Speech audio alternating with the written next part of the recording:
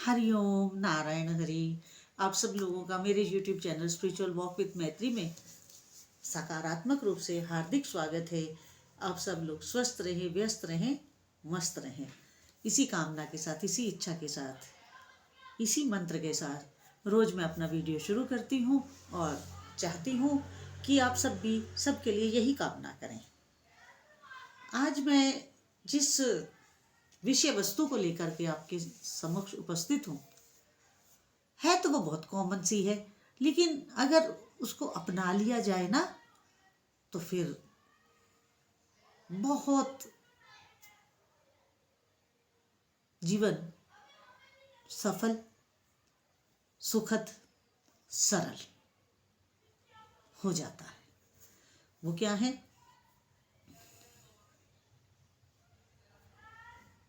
सच, कोशिश और विश्वास। देखिए, अगर हम इन तीन शब्दों को अपने जीवन में गांठ बांध लें, सच, दूसरा कोशिश, तीसरा विश्वास। सच किसमें? अपने में।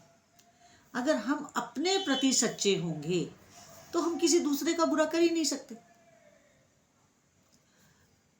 हमारे पास फुर्सत ही नहीं होगी दूसरे के बारे में सोचने की, अगर हम अपने भीतर सच्चे हैं तो।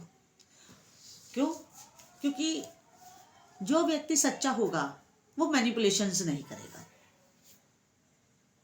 पहली उसकी निशानी है। सच्चा व्यक्ति कभी मैनिपुलेशन नहीं करता।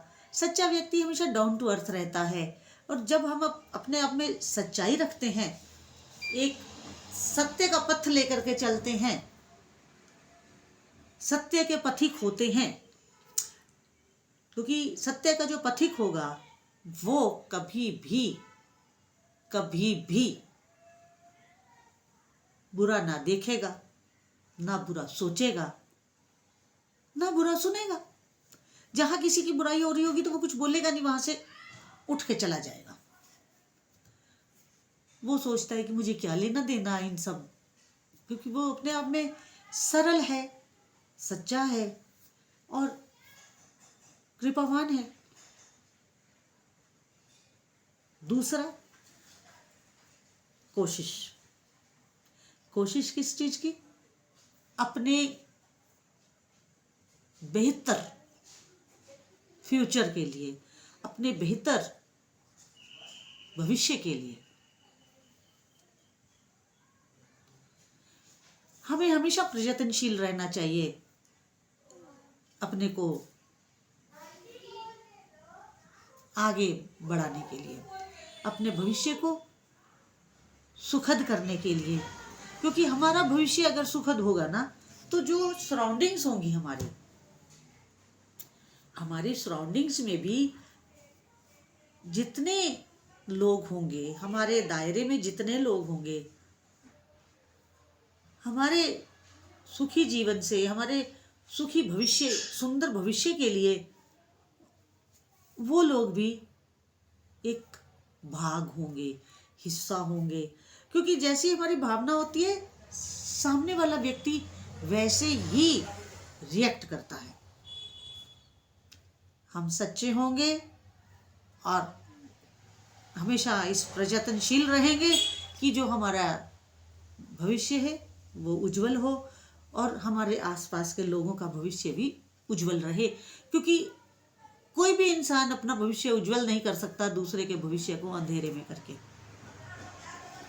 आप देख लीजिए, अपने आसपास भी देखिएगा, जो व्यक्ति सरल हृदय है, जो व्यक्ति सत्य का पथिक है, वो जो भी कोशिश करता है ना वो उसकी कामयाब हो जाती है।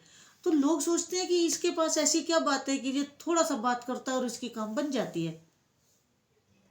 कारण कि वो सरल है, सच्चा है, वो कभी मैनिपुलेट नहीं करता है, किसी चीज को भी ज्यादा सोचता नहीं है। और तीसरा है विश्वास, भरोसा, फेथ। किसमें? प्रभु में, अपने गुरु में, अपने इष्ट देव में। जितना हम विश्वास के साथ प्रभु को प्रणाम करके, प्रभु को अपने हृदय में धारण करके, सत्य के पथिक बनकर अपने भविष्य को उज्जवल करने की कोशिश करेंगे, दुनिया की कोई ताकत नहीं है जो हमारे प्रयास को विफल कर दे।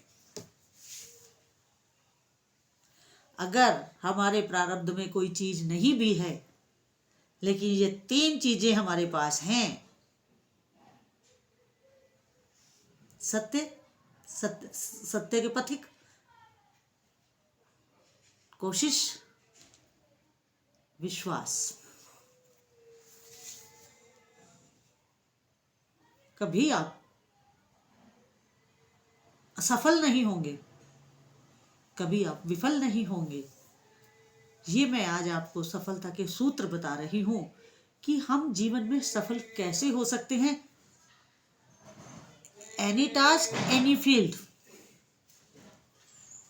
एनी टास्क एनी फील्ड, कोई भी काम, कोई भी क्षेत्र, सफलता आपके कदम चूमेगी। आप ये 3 शब्दों को अपने जीवन में धारण करें, सत्य के पथिक, सच के पथिक, सत्य कोशिश और पूर्ण विश्वास।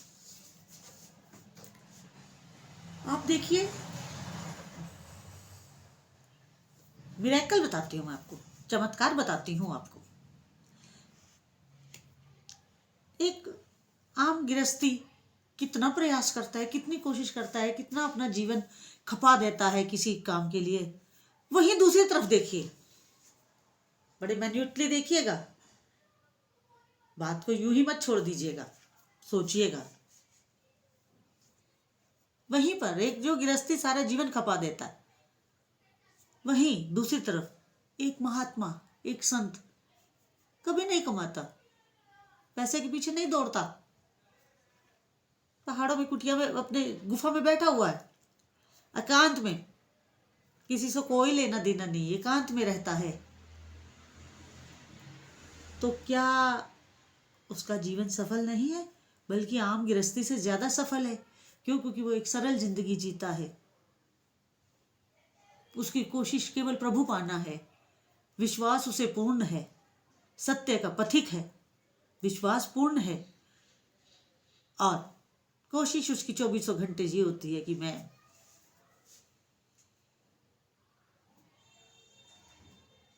इसी जीवन में प्रभु को पा लूं। क्योंकि हर व्यक्ति का अपना गोल अलग होता है ना, सबका गोल अलग होता है। एक गृहस्थी का गोल कुछ और होगा, संत महात्मा का गोल कुछ और होगा। एक गृहस्थी का गोल और होगा, संत महात्मा का गोल कुछ और होगा। मगर संत नौकरी करने जाते हैं, महात्मा नौकरी करने जाता है, वो तो अपने एक स्थान पे बैठा हुआ है। मैं ऐसे बहुत से संत महात्माओं को जानती हूँ। मैं आपको एक सत्य घटना बताती हूँ जो मैं जानती हूँ। हमारे एक संत महात्मा थे, हिमालय में गुफा में रहते थे। वो कभी शायद उत्तरकाशी से नीचे उतरे ही नहीं। उत्तरकाशी तक वो आए हैं, उत्तरकाशी से नीचे नहीं आए कभी भी। ऋषिकेश, हरिद्वार कभी, वो ऊपर ही विचरण, पहाड़ों पर ही विचरण करते थे। उनका शरीर पूरा हो गया और उनके गुरु भाई ने अपना एक शिष्य, कुछ दिन पहले ही उनके गुरु भाई समझ गए थे कि अब मेरे गुरु भाई का शरीर पूरा होने वाला है। जबकि उनके गुरु भाई बिल्कुल हेल एंड हार्टी थे, कोई प्रॉब्लम नहीं थी। लेकिन पर भी उनको समझ आ गया था कि अब इंट्यूटिवली समझ गए थे कि मेरा गुरु भाई अब संकल्प ले चुका है, वो जाने वाला है। तो वो उन्होंने अपने शिष्य को उनकी गुफा में भेज दिया। अब उनका शिष्य है, उसने कहा कि लोग महाराज जी ने मुझे यहाँ भेज दिया, ये महात्मा तो एकदम हट्टा कट्टा, तो अपना मुँह से। लेकिन जब रात को वो बैठा उनके पास चरणों में, तो उन महात्मा ने कहा कि बेटा, मैं सुबह 3:30 और 4 बजे के बीच अपना शरीर त्यागने वाला हूँ, इसलिए तेरे गुरु ने मेरे पास तुझे भेजा है। लेकिन मेरे इस शरीर को सूर्य उदय से पहले गंगा जी में प्रवाहित कर देना। क्योंकि जिस गुफा में वे बैठे थे, उनके उस गुफा के नीचे ही गंगा जी बह रही थी। वीरान, जहाँ मतलब गंगा जी का उद्गम है, उस तरफ की बात कर रही हूँ मैं।